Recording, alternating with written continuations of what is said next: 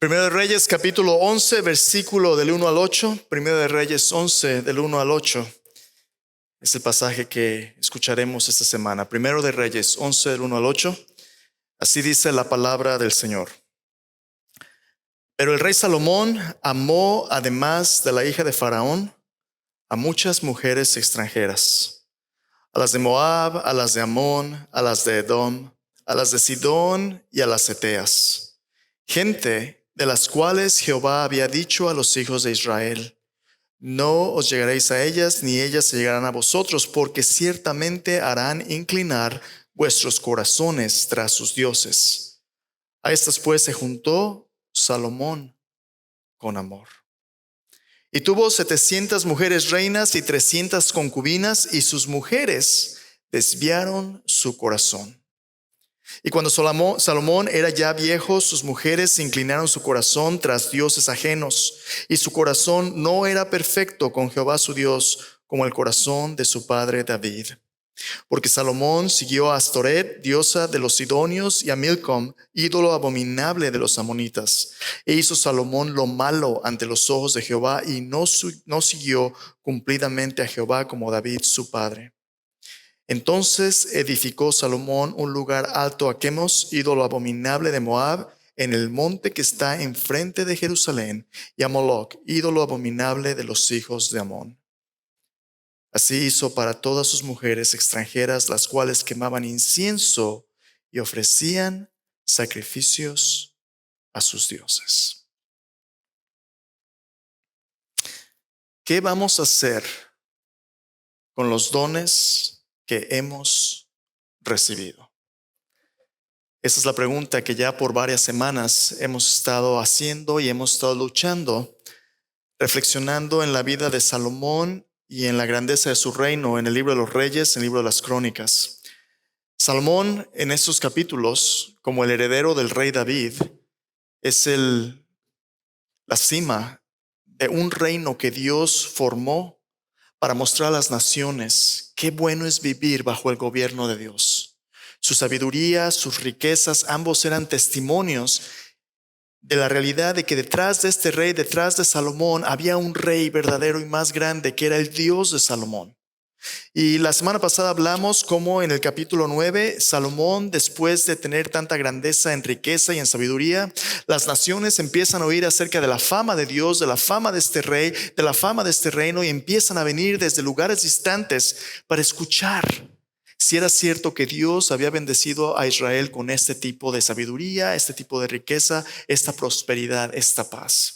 La reina de Sabá viene después de viajar por más de 1600 millas desde Arabia hasta Israel, un viaje que le hubiera tomado un mes, más de un mes. Llegó a Israel, a Jerusalén, buscando la sabiduría de Salomón, y cuando llegó se quedó asombrada.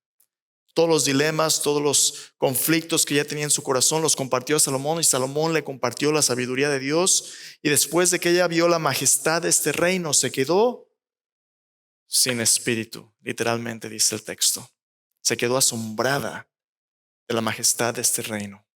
Pero justamente ahí, cuando Dios le permitió a Salomón tener la plataforma para hacer luz a las naciones, para dar testimonio de la grandeza de este Dios, justamente ahí en el capítulo 10, Salomón, aparte de recibir los regalos de la reina y dar ciertos regalos, no escuchamos lo que Salomón dice. Escuchamos lo que la reina dice. La reina bendice a Dios y dice: bendito sea Jehová, que amó a Israel y por eso le dio a un rey sabio como tú para bendecirles, para hacer justicia y juicio. La reina alaba a Dios, pero justamente cuando la reina está abierta a la sabiduría de Dios, Salomón guarda silencio. Es justamente después de este silencio que vemos los versículos del capítulo 11, donde Salomón, en su segunda parte de su reino, Salomón reinó 40 años.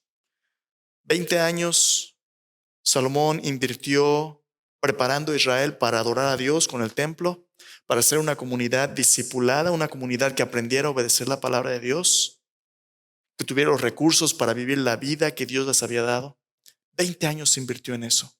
Y cuando las cosas iban tan bien en el centro de su reino y de su gloria, ya que Dios los había preparado para ser de bendición a otros, para andar en misión, Los segundos 20 años de Salomón al reinar esos 40 años, Salomón los pasó, no buscando la gloria de Dios, sino buscando agradarse a sí mismo. Parte de la historia de Salomón lo podemos ver en el libro de los Reyes, libro de Crónicas, primer libro de Crónicas. Pero aparte de estos libros, también vemos algo del legado de Salomón en la literatura de los libros de sabiduría en la Biblia, el libro de Proverbios, el libro de Cantares, el libro de Eclesiastés. Salomón es el que, inspirado por el Espíritu de Dios, provee gran parte del contenido de estos libros, especialmente de Proverbios. Proverbios, los estudiosos piensan que fue escrito como el compendio de la sabiduría de Salomón cuando Salomón comenzaba su reino cuando era joven.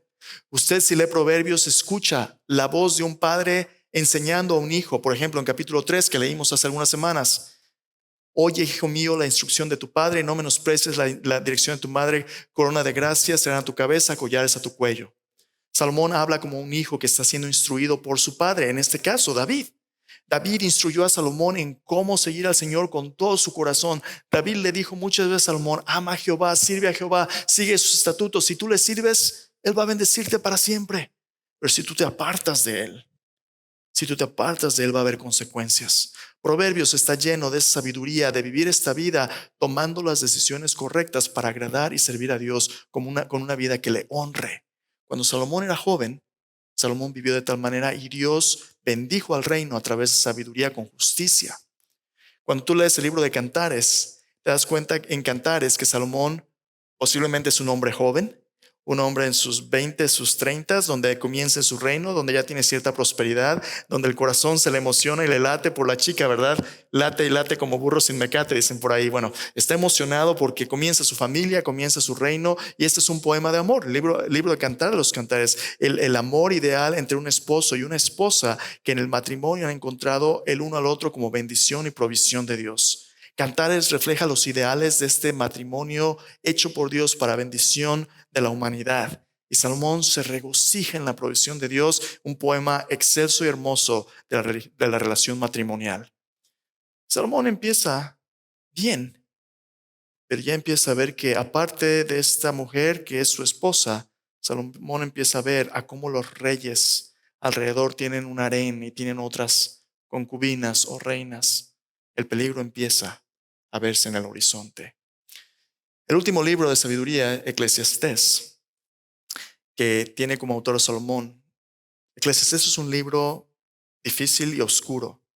Un libro no entre la luz y la oscuridad, blanco y negro, un libro en el gris, donde un hombre mayor, el predicador, dice que fue rey en Jerusalén, Salomón presumiendo, camina por senderas difíciles de discernir aún para su sabiduría, donde él quiere disfrutar y quiere descubrir cuál es el verdadero significado de su vida. Y al buscar el significado de la vida, este rey acumula riquezas, acumula poder, placer, propiedades, acumula muchas cosas. Y en la búsqueda de su satisfacción, en la búsqueda del significado de su vida, empieza a alejarse de Dios y su vida empieza a oscurecerse. Entre más hambre tiene de significado, más vacío se siente. Y él repite vez tras vez la frase: vanidad de vanidades, vacío, todo es vacío, sin sabor, sin significado. La frase en hebreo literalmente dice: todo es vapor de vapores. La vida es como una neblina, como un vapor que hoy aparece y mañana no está. Todo es tan transitorio, todo es tan temporal que aún los gozos y deleites más grandes nos dejan insatisfechos. Y llega al punto en Eclesiastés Salomón de decir: aborrecí por tanto la vida, porque la obra que se hace debajo del cielo me era fastidiosa. Y este es un hombre con todos los privilegios que su dinero y su sabiduría le puedan comprar.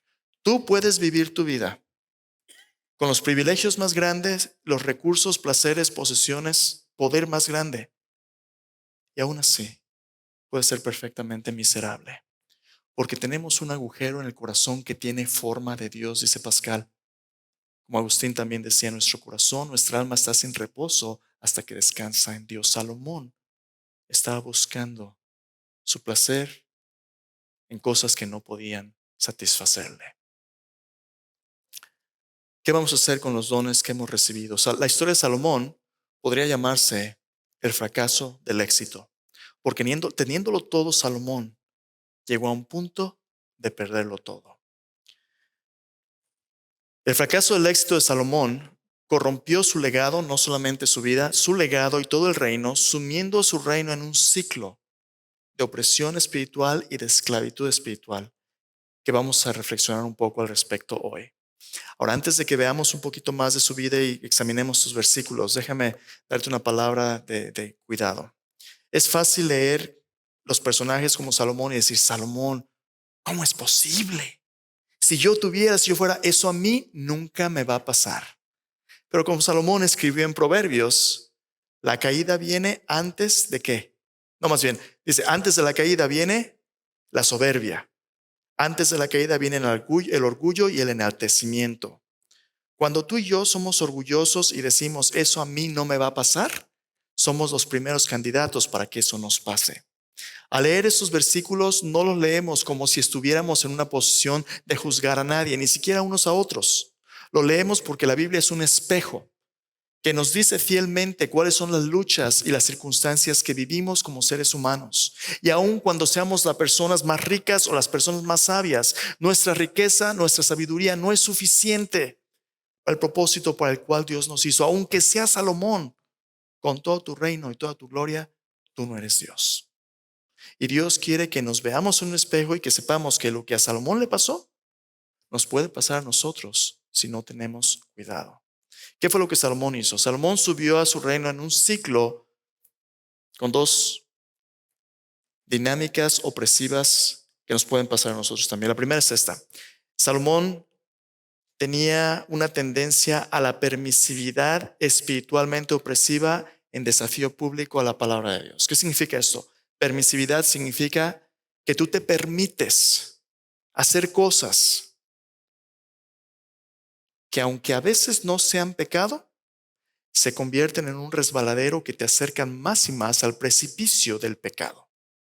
Cuando tú te das permiso de hacer cosas que no son necesariamente malas, pero que te distraen, o como Hebreos capítulo 12, que son pesos que no te permiten correr la carrera espiritual con libertad que Dios te ha dado, cuando tú te permites privilegios que te distraen de tu prioridad de Dios en el centro de su vida, tú te estás poniendo en una posición de opresión espiritual. Mira, el contexto del capítulo 11, versículo 1 al 8, cuando Salomón se corrompe y se aparta de Dios, es importante. En el capítulo 10, después de la que la reina de Saba viene a escuchar el testimonio del reino, Salomón empieza a crecer en una dirección donde él se permite hacer cosas que Dios había dicho que no le convenían. Ven conmigo al capítulo 10. Vamos a leerlo un poquito para ver qué pasó antes de que Salomón cayera en esta idolatría. En el capítulo 10, versículo 14, tú ves cómo la grandeza de Salomón y la gloria de Salomón empezó a cambiar su corazón de su devoción a Dios a su devoción a su poder, sus placeres y sus posesiones. Mira el versículo 14. Dice, capítulo 10. El peso del oro que Salomón tenía de renta cada año era de, ¿cuánto? 666 talentos de oro. Un talento es cerca de 40 kilogramos de oro. Y si tú has leído toda tu Biblia, al final de la Biblia, en el libro de Apocalipsis, aparece un número muy interesante, ¿verdad? Dice el número de la bestia, que es número de hombre, y es 666. Ahora, muchas personas han leído este versículo y dicen, ¡ah! Salomón era el anticristo. No, espera tantito. Tú no puedes interpretar tu Biblia así, ¿verdad? Lo que viene en Apocalipsis después sí depende de lo que viene antes, pero lo que tiene antes no necesariamente revela todo lo que viene después. Hay una revelación progresiva en tu Biblia. Pero lo que es muy interesante es que, primero, esta sí es una gran cantidad de dinero. Esta es una fortuna indescriptible. Salomón era una persona que recibía dinero en abundancia y en exceso. Y si quieres interpretar un poquito más a la luz de todo el contexto bíblico, esto podría ser una indicación interesante de que esto es una riqueza que la humanidad en su esfuerzo colectivo, aparte de Dios y en su carne, puede proveer. El asunto con el número de la bestia, 666, los que algunas veces comentan al respecto nos dicen que a diferencia del número 7, que es un número que representa la perfección de Dios y plenitud de sus diseños, el número 6 es un número que representa a la humanidad y nuestras imperfecciones.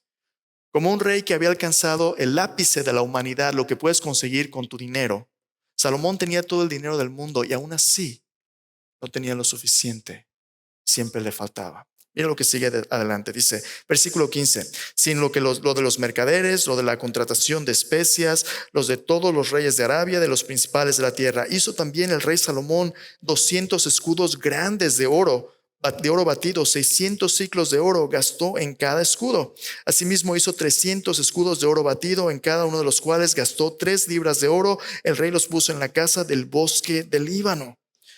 Quiero que te imagines el esplendor de Salomón, lleno de oro por todos lados, 300 escudos, 200 escudos enormes de ese tamaño, súper pesados de oro. Déjame preguntarte, ¿cree usted que Salomón necesitaba escudos de oro para defenderse?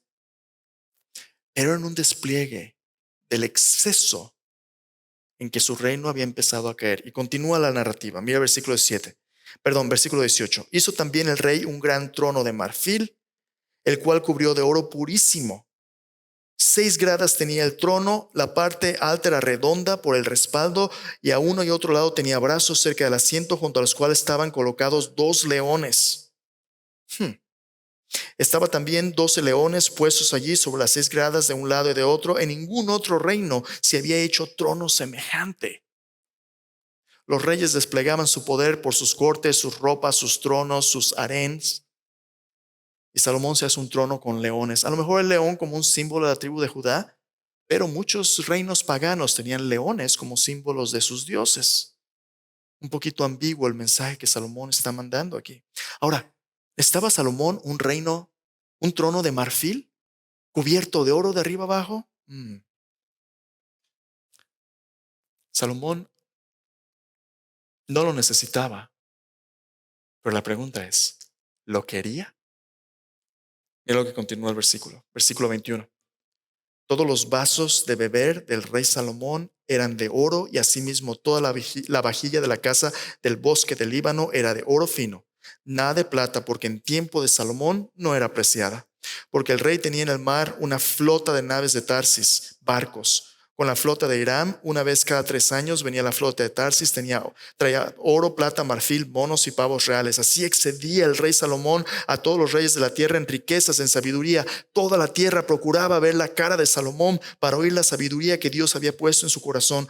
Todos le llevaban cada año presentes, alhajas de oro, de plata, vestidos, armas, especies aromáticas, caballos y mulos. ¿Necesitaba Salomón todo esto? Su reino se había convertido en un reino de lujo, de opulencia, de fama, de apariencia externa, que demandaba ser satisfecho y demandaba la opresión del pueblo que lo sostenía. Cuando Salomón, después de su muerte, su hijo se levanta como rey, el pueblo viene y le dice: tu padre nos oprimió con tributos pesadísimos, aflójale porque está muy pesado este asunto. Salomón había creado un reino de lujo y de exceso que ahora tenía que mantenerse, pero no, todavía de eso no era todo. No solamente era el lujo, no solamente era la opulencia, su fama, su reputación era algo que él tenía que conservar. Mira el versículo 26. Y juntó Salomón carros y gente de a caballo, y tenía 3,400 carros, 12,000 jinetes, los cuales puso en las ciudades de los carros, y con el rey en Jerusalén. Hizo el rey que en Jerusalén la plata llegara a ser como piedras, los cedros como cabrahigos de la cefela en abundancia. Traían de Egipto caballos, lienzos a Salomón, porque la compañía de los mercaderes del rey compraba caballos y lienzos. Venían y salían de Egipto, el carro por 600 piezas de plata, el caballo por 150. Así los adquirían por mano de ellos todos los reyes de los heteos y de Siria. Llegabas al jacalito, ¿verdad? A la casita de Salomón. Palacio enorme cubierto de oro y cedro por todos lados, y Salomón te llevaba y te decía: déjame enseñarte mi garage. Lleno de carros, ¿verdad? Mercedes, BMW, Ford, el que tú quieras. Aquí hay Ferraris, ¿verdad? Aquí hay de todo, lleno hasta el tope. ¿Necesitaba Salomón todo eso? Pero lo quería. Tú y yo vivimos en las mismas circunstancias, ¿no? Dios ha prometido que Él nos va a proveer lo que necesitamos, pero Dios nos da abundantemente todas las cosas para que las disfrutemos. Y a veces, cuando Dios en su generosidad y abundancia nos bendice con recursos materiales, a veces nuestro corazón empieza a aferrarse de esas cosas y se nos olvida que esas bendiciones son para su gloria, no para la nuestra. Y cada vez nuestro corazón se empieza a pegar más y más a las cosas y tememos perderlas. Y tenemos ahora que protegerlas. Y mira, ¿qué fue lo que le pasó a Salomón? Salomón, muy sencillo, simplemente se volvió americano. Porque vivimos en un país con tanta abundancia, pero nuestra abundancia demanda cada vez más de nuestro corazón. Y a veces se nos olvida de dónde viene esa abundancia y se convierte en un ídolo. Lo que empieza con permisos se convierte en participación. Mira, Dios, lo interesante de este pasaje es esto. Esos versículos que acabamos de leer en el capítulo 10 son una resbaladilla de la cual Dios ya había hablado antes que el reino iniciara. De hecho, así iniciamos esta serie de mensajes.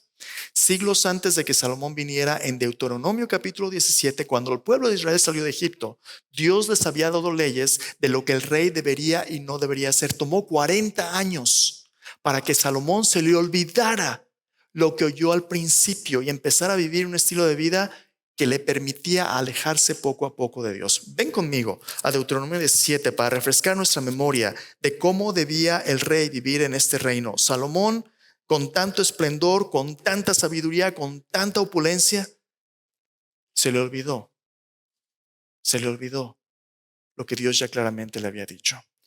Deuteronomio capítulo 17, versículo 14 dice así: Cuando hayas entrado en la tierra que Jehová tu Dios te da, tomes posesión de ella y la habites, y digas: pondré un rey sobre mí como todas las naciones que están a mi alrededor. Ciertamente pondrás por rey sobre ti al que Jehová tu Dios escogiere. De entre tus hermanos pondrás rey sobre ti.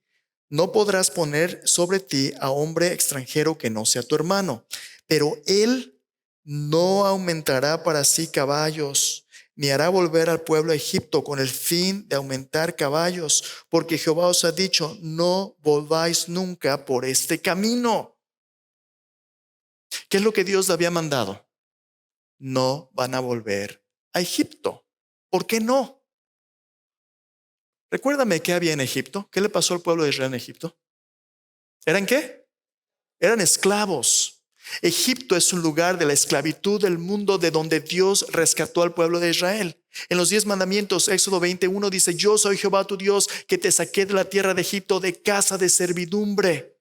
Tú no vas a ser ya más esclavo, tú vas a ser mi pueblo, vas a ser un pueblo libre y vas a tener una relación personal conmigo para que nunca tengas que servir a los ídolos mudos de este mundo. Yo te rescaté para ser libre, nunca más vas a ser esclavo, nunca vuelvas allá. Pero las tentaciones del mundo a veces son muy difíciles de resistir. ¿Y sabes qué hacemos? Nos damos permisos. Continúa en Deuteronomio 17, versículo 17 dice: ni tomará para sí muchas mujeres, para que su corazón no se desvíe, ni plata ni oro amontonará para sí en abundancia. ¿Qué tanto es tantito? Ay, 700 reinas y 300 concubinas no es para tanto. 700 reinas y 300 mujeres nada más para sus placeres, que ni su esposa era. ¿Te imaginas? 1000. Oye, es el 31 de julio. Me toca la 215. ¿Cómo te llamas? ¿Qué pasó el ideal de un hombre y una mujer casados de por vida? ¿Qué pasó con los ideales de cantar los cantares? Nomás porque puedes hacer algo no significa que debas hacerlo. Salomón se olvidó que Dios le había dicho: Dios te va a bendecir, pero no todo lo que puedas hacerlo lo debes de hacer. Dios le dio instrucciones, lo que estaba bien, lo que estaba mal. Mira lo que le dijo, versículo 18. Cuando se siente sobre el trono de su reino, entonces escribirá para sí en un libro una copia de esta ley, del original que está al cuidado de los sacerdotes levitas, y lo tendrá consigo y leerá en él todos los días de su vida, para que aprenda a temer a Jehová su Dios, para guardar todas las palabras de esta ley y estos estatutos, para ponerlos por obra. ¿Para que qué? No se eleve su corazón sobre sus hermanos, ni se aparte del mandamiento a diestra ni a siniestra, a fin de que prolongue sus días en su reino, él y sus hijos en medio de Israel. Salomón, vas a caminar por caminos tan escabrosos donde aún tu sabiduría excelsa va a ser insuficiente sin la confianza en la palabra de Dios para guiarte. Y mira, a todos nos pasa. ¿Te acuerdas cuando tenías 20, cuando andabas en tus 15, 18 años, 20 que andabas quedando de novio? Yo me acuerdo cuando estaba más chavo, ¿verdad? Más chavo. Yo tengo apenas 44, pero me veo como de 15. Bueno, fuera. Cuando andabas tú de chavo con los muchachos, yo me acuerdo en el grupo de jóvenes, yo ya había puesto mi confianza en Cristo. Estábamos estudiando de qué se trataba el noviazgo, pareja, todo eso. Entonces apartaban los muchachos de las muchachas. Ya están los muchachos, ¿verdad? Ansiosos de lo que vamos a oír. Y pues todo el mundo quería preguntar, pero ninguno nos animábamos. Y la pregunta que nos quemaba en el corazón siempre era, pues manita sudada, ¿verdad? Así como que, oiga, ¿qué tanto? ¿Qué tanto podemos hacer antes de que sea malo? ¿Qué tanto, verdad? Es agarrar la mano, es abracito de riñón, es ¿qué tanto antes de que cruce uno la línea? Porque uno quiere acercarse tanto como uno pueda, ¿verdad? Uno quiere tanto como se pueda. Pero esa es precisamente la manera más peligrosa de pensar. Porque mira lo que te va a pasar. La pregunta y el modo de pensar es ¿qué tanto me puedo acercar al precipicio antes que yo me caiga? Qué tontería más grande. Porque tú no sabes qué tan firme va a estar el bordo. Tú no sabes qué tanto balance vas a tener. Y mira, y sucede. Tú los ves en las noticias regularmente, ¿verdad? La gente que está en un precipicio y se pone y de repente baja la guardia y ¿qué se quiere tomar? Un selfie. Me voy a tomar un selfie aquí, ¿verdad? Y se desorienta y ¿qué? Allá acaban cayendo. ¿Sabes por qué? Porque tú estás acostumbrado a tomarte tu selfie aquí donde no hay problema, pero cuando estás en el resbaladero, cualquier movimiento en falso te puede costar la vida. Cuando tú bajas la guardia y estás en el bordo porque te has puesto en una posición vulnerable, si te descuidas tantito, estás a un punto de caer al precipicio. Y eso es lo que Salomón ha venido haciendo. Dios le dijo, no acumules tantos tesoros, no tengas muchas mujeres, no te vayas tras el poder, los placeres, las posesiones de este mundo, no porque necesariamente sea malo ser rico. El problema no es el dinero, el problema, el Nuevo Testamento nos dice, es el amor al dinero. El problema verdadero está en nuestro corazón. Porque como Calvino dijo, nuestro corazón es una fábrica de ídolos. Aún las bendiciones que Dios nos da pueden suplantar el lugar que Dios se merece y nuestro corazón se puede aferrar a las cosas que nuestro corazón desea. Y cuando eso sucede, ya valió gorro todo. Eso fue lo que le pasó a Salomón y poco a poquito empezó a hacer a un lado sus defensas que le mantenían humilde, que le mantenían dependiente de Dios y empezó a satisfacerse a sí mismo. ¿Y sabes qué le pasó? No solamente se permitió hacer cosas, sino poco a poco empezó a participar. Vuelve conmigo, Primero de Reyes, capítulo 11. ¿Qué le pasó a Salomón? Mira ahí en el versículo 4. Cuando Salomón era ya viejo, sus mujeres inclinaron su corazón tras dioses ajenos. Su corazón no era perfecto con Jehová su Dios. Cuando tu corazón se apega a los ídolos, tu amor por Dios se enfría. Y cuando se multiplica la maldad, tu amor por Dios se enfría y tu amor por los ídolos te esclaviza a que tú lo sigas. Su corazón no era perfecto con Jehová su Dios como era el corazón de su padre David, porque Salomón, ahora fíjate lo que pasa, siguió a Astoret, diosa de los sidonios. Astoret era una diosa de fertilidad, era el consorte de Baal y su adoración implicaba todo tipo de perversión sexual. Y Salomón practicó este culto. Milcom, ídolo abominable de los amonitas. Milcom, si lees algunos pasajes, por ejemplo, 2 Samuel capítulo 12, versículo 30, habla acerca de cómo este ídolo tenía una corona con una piedra resplandeciente, una joya. Cuando David conquistó a los amonitas, le quitaron esa corona y la pusieron a los pies del reino de David. Este ídolo representaba el poder real, las riquezas, la opulencia. Y luego dice, hizo Salomón lo malo ante los ojos de Jehová, no siguió cumplidamente a Jehová como David su padre. Versículo 6, versículo 7, edificó Salomón un lugar a Quemos, ídolo abominable de Moab. Si tú lees en Números 21, 29, en 2 de Reyes 3, 27, Quemos era el dios de Moab, pero era un dios opresivo que requería sacrificios humanos para controlar a otro. Y Salomón construyó un santuario para este ídolo abominable junto al templo de Dios en Jerusalén. El pasaje en 2 de Reyes, el pueblo de Israel está peleando contra los moabitas y el rey de los moabitas sacrifica a su propio hijo. Y dice que hubo gran ira en contra de Israel. Hay poderes espirituales opresivos porque detrás de cada ídolo hay un demonio. Y Salomón, el hombre más sabio y rico del reino de Israel, al cual se le había aparecido Dios 2 veces, acabó adorando en el altar de los demonios. Gracias a Dios esto ya no pasa, ¿verdad? Ven conmigo 1 Corintios capítulo 10, en el Nuevo Testamento. Pablo mira en el Antiguo Testamento y nos dice que lo que se escribió aquí es para nuestra instrucción, para que tengamos cuidado, porque lo que le pasó a Salomón nos puede pasar y nos pasa a nosotros. 1 Corintios capítulo 10, 11 al 22, escucha lo que dice ahí. Y de hecho tiene que ver con la cena del Señor, cómo nos presentamos a adorar a Dios cada semana. 1 Corintios 10, 11 al versículo 22 dice así: estas cosas les acontecieron en el Antiguo Testamento como ejemplo y están escritas para amonestarnos a nosotros, a quienes han alcanzado los fines de los siglos. Así que el que piense estar firme, aguas, mire que no caiga. No os ha sobrevenido ninguna tentación que no sea humana, pero fiel es Dios, que no os dejará ser tentados más de lo que podáis resistir, sino que dará juntamente con la tentación la salida para que podáis soportar. Hermanos, esto es una promesa. Dios nos dice que no hay tentación que Dios no provea la salida para nosotros si dependemos de Él. La pregunta es, cuando la tentación llega y Dios nos da la salida, ¿la tomamos? ¿Queremos la salida o decimos, no, ya no me lleves, es el pecado? Mira lo que dice: por tanto, amados míos, versículo 14, huid de la idolatría. Como a sensatos os hablo, juzgad por vosotros lo que digo. La copa de bendición que bendecimos ¿no es la comunión de la sangre de Cristo? El pan que partimos ¿no es la comunión del cuerpo de Cristo? Siendo uno solo el pan, nosotros, con ser muchos, somos un cuerpo, pues todos participamos de aquel mismo pan. Mirad a Israel según la carne: los que comen de los sacrificios ¿no son partícipes del altar? ¿Qué digo pues? ¿Que el ídolo es algo, o que sea algo lo que se sacrifica a los ídolos? Versículo 20.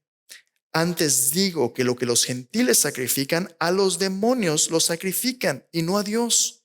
No quiero que vosotros os hagáis partícipes con los demonios. No podéis beber la copa del Señor y la copa de los demonios. No podéis participar de la mesa del Señor y de la mesa de los demonios, o provocaremos a celos al Señor. Somos más fuertes que Él. Ya el Señor Jesús le ha dicho a sus discípulos que la iglesia es la luz del mundo y la sal de la tierra, ¿no es cierto? Pero Jesús nos dice, ¿qué sucede cuando la sal pierde su sabor? No sirve más para nada, sino para ser echada fuera y hollada por los hombres. Cuando tú te permites cosas que la palabra de Dios te advierte al respecto, dice, ten mucho cuidado. Por ejemplo, el alcohol. Pastor, ¿tomar una cerveza o alcohol no es pecado? ¿Es pecado tomar alcohol?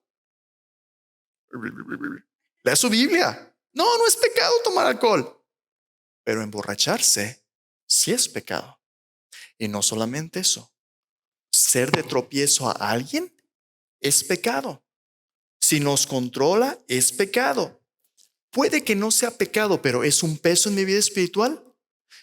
Cuando tú empiezas a permitirte cosas que no te edifican, que no te inspiran a seguir más a Cristo, poco a poquito, es posible que esas cosas te distraigan y te aparten de Dios y se conviertan en un tropiezo a otro o en un peso espiritual a ti. ¿Y sabes qué te va a pasar como Salomón? Salomón dice, aborrecí la vida. La obra que se hace debajo del cielo me era fastidiosa. Tú puedes comer bien, tú puedes tomar vino, tú puedes hacer lo que tú quieras para agradarte a ti mismo, pero vas a tener un hambre espiritual, porque estas cosas, cuando se convierten en un ídolo, cuando los placeres, las posesiones o el poder de este mundo se convierten en un ídolo en tu vida, vas a estar deseoso y sediento de la vida de Dios, pero no vas a tener su gozo porque te estás alimentando de ídolos. Y esas fuerzas espirituales opresivas, poco a poquito, van a tratar de apartarte de Dios. ¿Y qué va a pasar? No solamente se vuelve en permisividad, sino cuando te acercas al precipicio, tarde o temprano, te vas a caer. Y tú dices, eso a mí no me va a pasar. El que piensa estar firme, en el que no caiga. Y cuando caigas, es el problema con el pecado. El pecado endurece nuestro corazón. ¿Qué le pasó a Salomón? No solamente se permitió y participó de las cosas del mundo, sino que esto produjo un corazón duro en Salomón y rebelde espiritualmente, en rebelión, esclavizante, en resistencia pública a la disciplina de Dios. Mira 1 de Reyes 11 de nuevo, versículo Versículo 9. Primero de Reyes 11:9.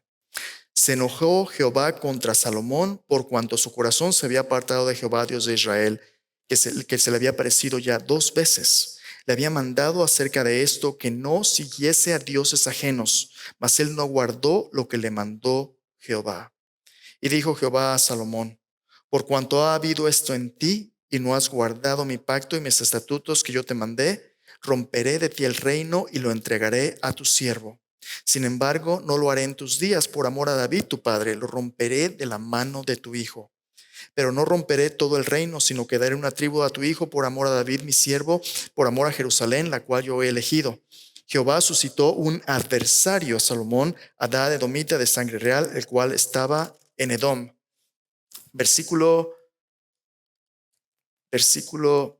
10, permíteme, versículo 23.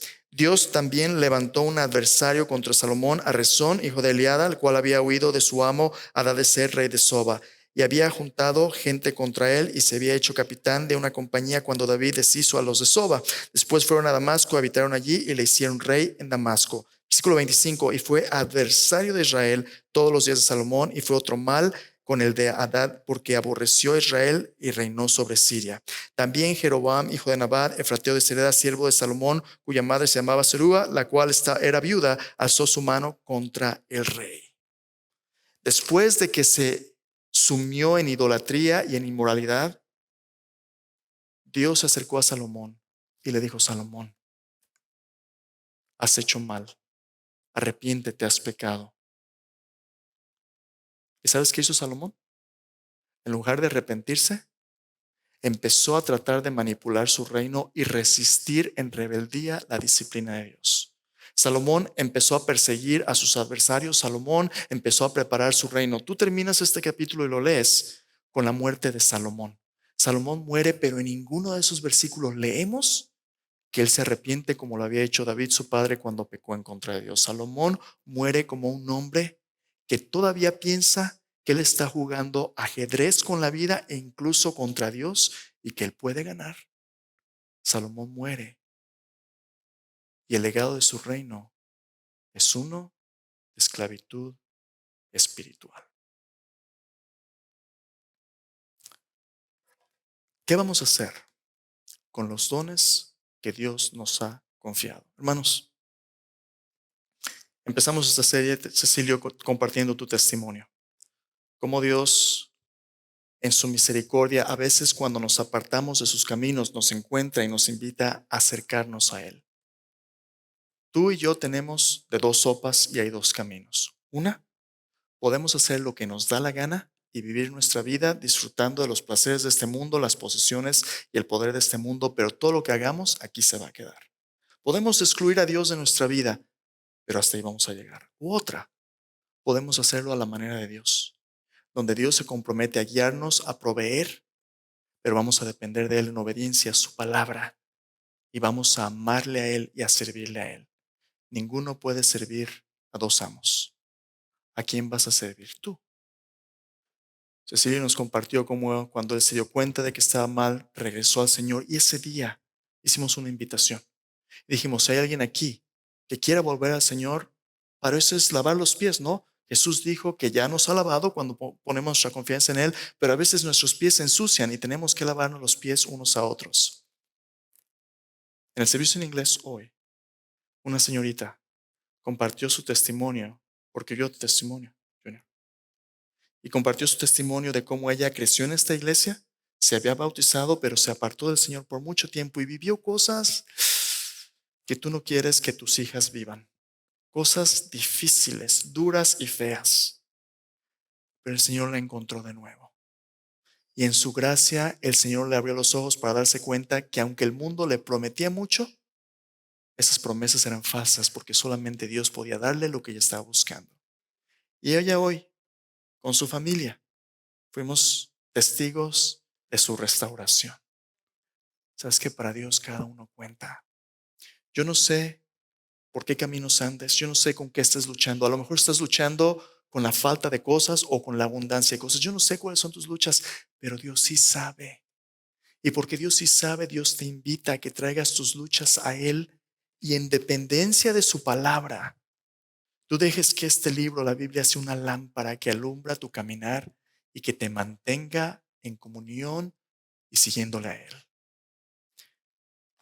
Nunca me voy a cansar de decirte, nunca me voy a cansar de decirte que nuestra fidelidad depende de nuestra fe a la palabra de Dios. Si tú no lees tu Biblia diario, si tú no oras al Señor, si tú no escuchas, memorizas la palabra de Dios, si tú no obedeces lo que Dios dice aquí, si tú ignoras lo que Él dice aquí, tarde o temprano tú te vas a permitir cosas y vas a participar en cosas que te van a esclavizar y se van a convertir en ídolos.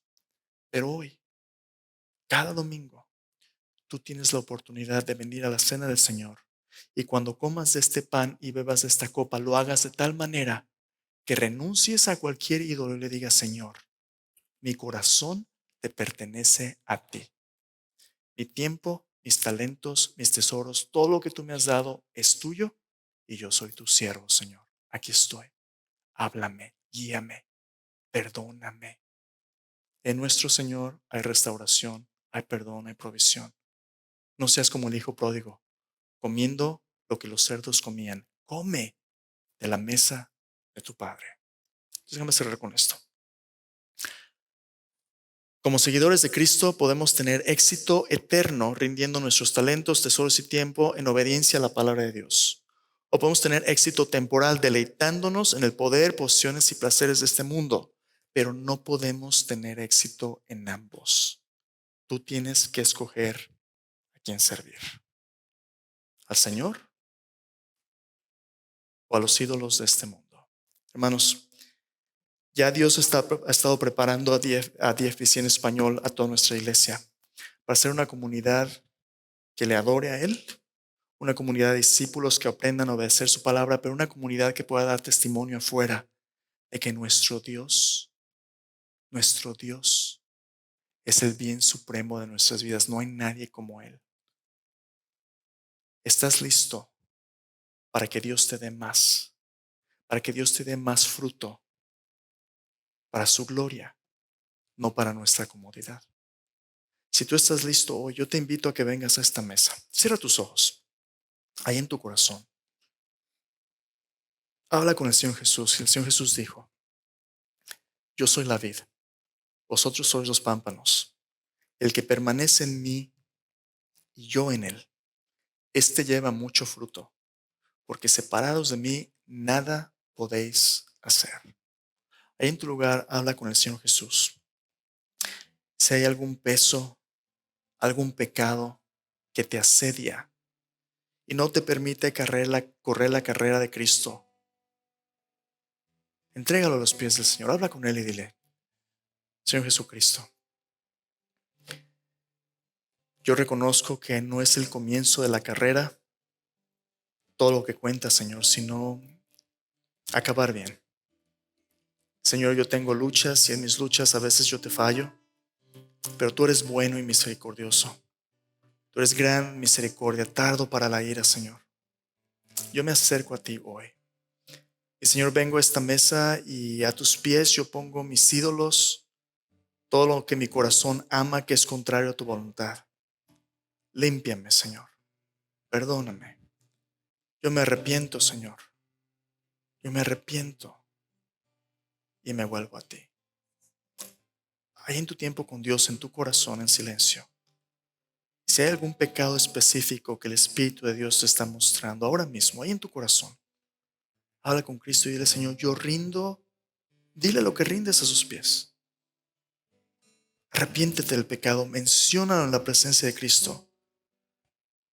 Porque si confiesas tus pecados, Él es fiel y justo para perdonarte, limpiarte de toda maldad. Deja que la sangre del Cordero te limpie, restaure el gozo de tu salvación. Dile: Señor, yo hoy recibo tu provisión, tu presencia en mi vida. Yo quiero vivir para ti. Límpiame, Jesús.